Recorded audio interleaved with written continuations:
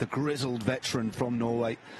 As we see another rider just at the end of his tether here, Jesper de Bois has put in a lot of work for Lotto Destiny. We see Mikel Honore now accelerating on this climb. This is the final bit of elevation to offer up any opportunity, Dan, to shut this gap down. This race is coming inexorably closer and closer together now. And somebody needs to counter, because this is the point I was talking about, where if somebody attacks and it doesn't work and they come back together, if they look at each other, although it's down to 9 seconds, it could quickly expand again to these two, because once they get over the top of this climb, they'll carry on at their own tempo, their own fatigued tempo at this point, and just hope that they can keep the others at bay and that they start to look at each other. So Paulus trying to counter the move from his Danish teammate Honore. Jumbo-Visma relatively quiet on this climb. I was expecting an attack from either Tiesj Benoot, well, more possibly from Tiesj Benoot than from Laporte.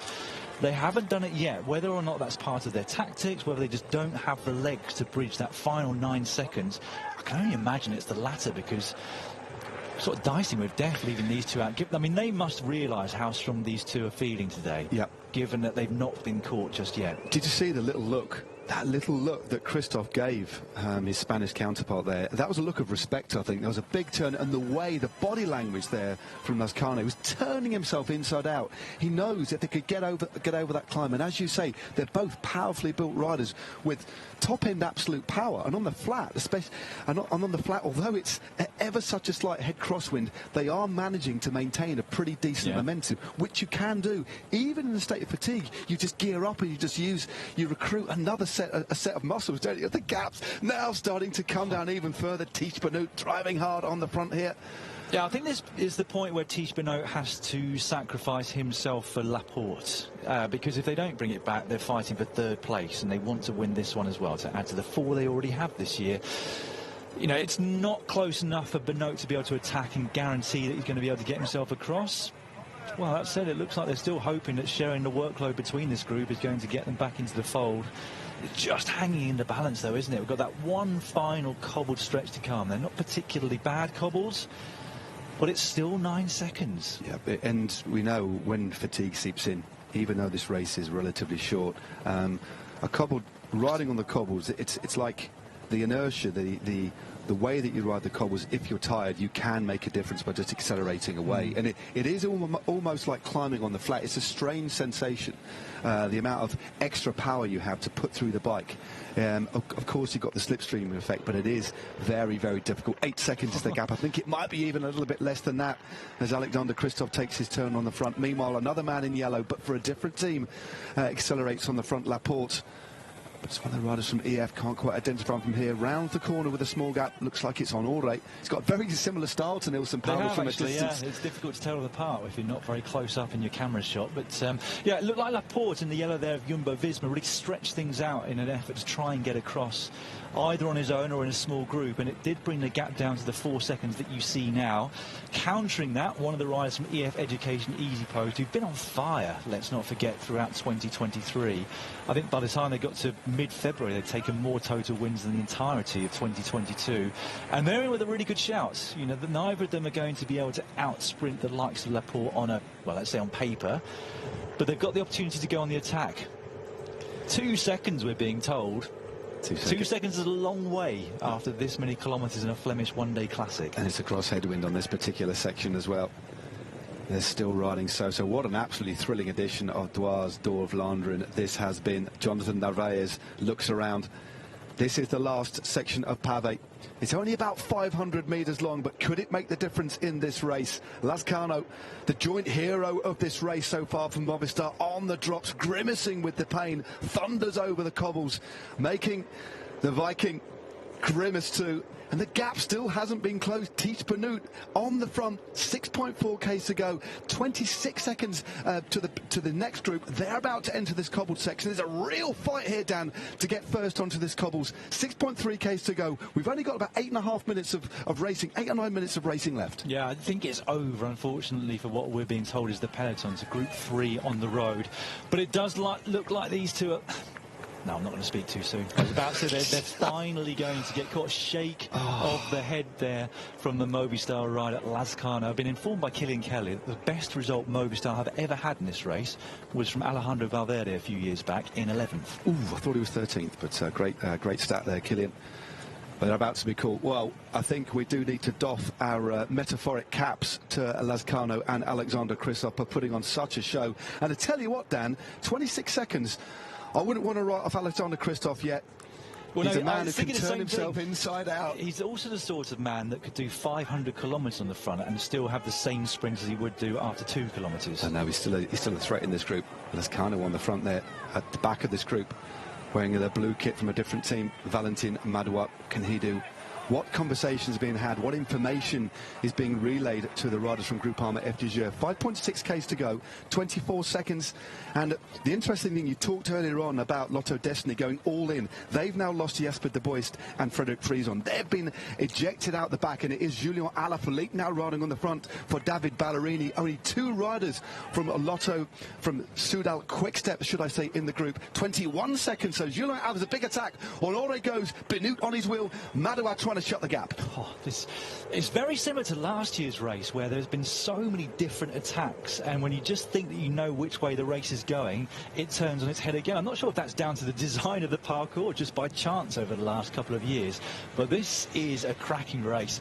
Oh, look at Kristoff, just so close to being in with a chance of the win, and now he's grimacing, trying to get himself back on terms with this front group. It's so cool. He's not going to get any assistance at all from Christophe Laporte, is he? Probably won't get any from Stefan Kung either, because they both have representation in this little front group. But I tell you what, look at Lazcano trying to winch himself across this group. He looks across, shakes his head. He's going to be very near the end of what he can offer here today. 4.7 Ks to go, and the gap continuing to come down. Another move off the front from EF. Think on Ore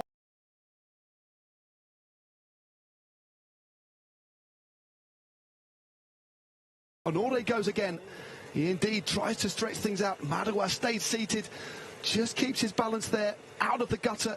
And Quentin Elman's looking very sharp there. Laporte looks around, and look how calm, look how serene Laporte looks at the moment. Yeah. He looks very relaxed and well in control. He looked like he was out of the picture. You can see Benoot looking to see where his teammate was just a few moments ago. It all came back together once again. Honore on the attack. Now Laporte goes on the left-hand side of the road. Who's got something left to follow? Yet.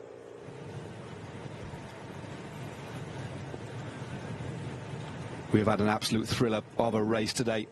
These Cobble Classics never disappoint, do they? But look who is on the front at the moment. Out of the front, Christophe Laporte has attacked. He drove clear, seated attack. It was, well, Stefan Kung who tried to get across the gap, but this man has just got too much under the hood. Whether it's uphill, whether it's on the flat, he is so strong and is opening up a gap on the group behind. 3.5 Ks to go. There's a couple of teams here with 2 riders. Dan, they're going to have to commit if they've got any hope of bringing him back. I mean, the difference in body language when Laporte went versus the riders behind who were trying to latch onto the coattails of the Frenchman, it was significant, and I think it shows that Laporte has got the most strength and the most energy left of anybody in that group. As much as I would like this to still come down to the line, I think Laporte's just looking too strong, and he will also be determined to win a race like today outright, having been gifted that race win at Gent-Wevelgem on Sunday by his teammate who was visibly stronger. I think this would feel so good for Christophe Laporte to win here today. Oh, this is incredible. What a move by Christophe Laporte. I cannot see them closing down the gap now. Perfect race again by Jumbo-Visma, but it's Lazcano still there.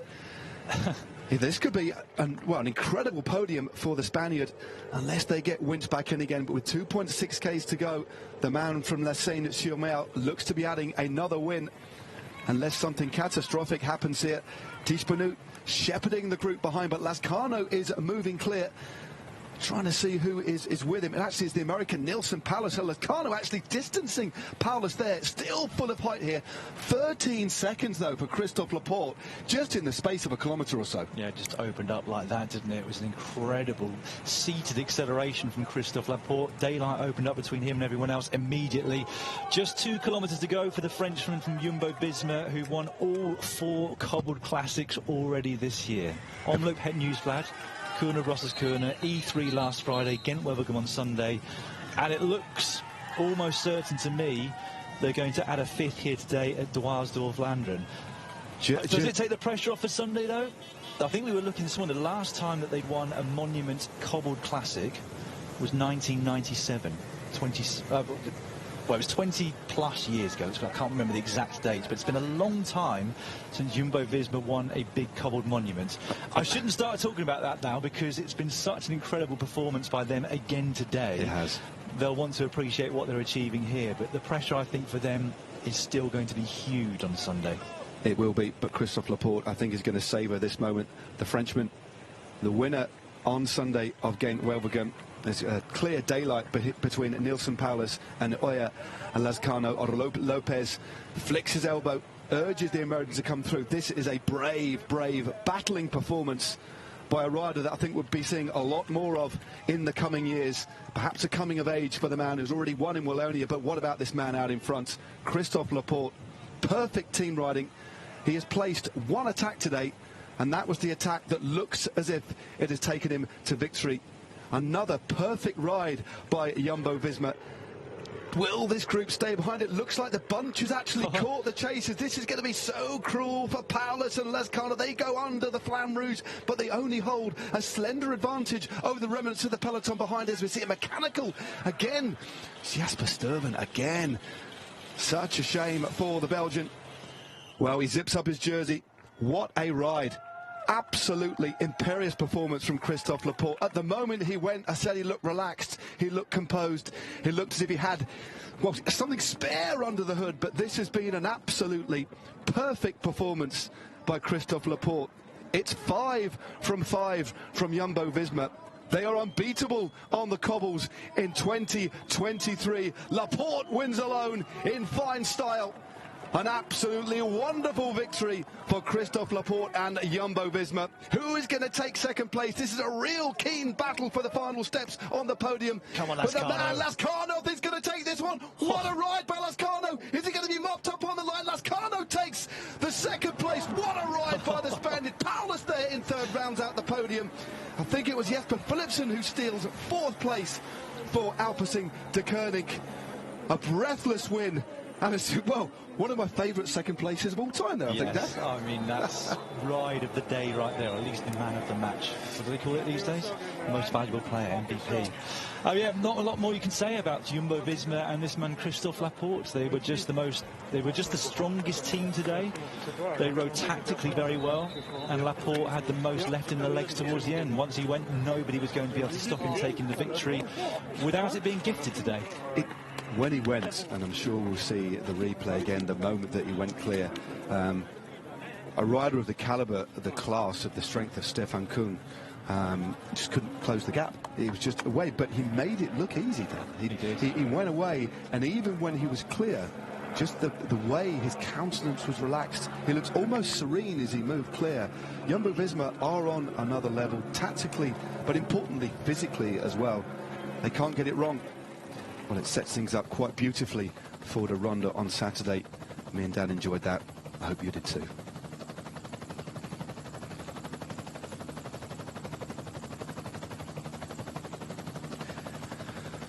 Well, there we go.